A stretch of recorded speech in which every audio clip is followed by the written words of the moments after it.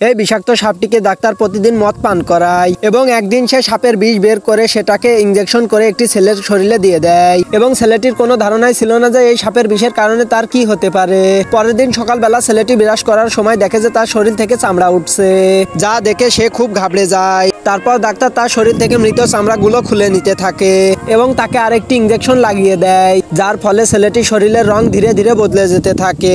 তবুও ডাক্তার ছেলেটিকে জোর জবরদস্তি করে সাপের ইনজেকশন লাগাতে থাকে, যার ফলে কিছুদিন পর ছেলেটি সাপের মতো করে চলাফেরা করতে থাকে। আসলে ডাক্তারের পরিকল্পনা ছিল যে ছেলেটিকে পুরোপুরি ভাবে সাপে পরিণত করা, তাই সে ছেলেটিকে আরেকটি ইনজেকশন লাগিয়ে দেয়। তারপর ছেলেটির হাত পা গায়েব হয়ে যায় এবং সে একদম সরু হয়ে যায়, যা দেখে ডাক্তার খুবই খুশি হয়ে যায়, কারণ তার গবেষণা সফল হতে চলেছে।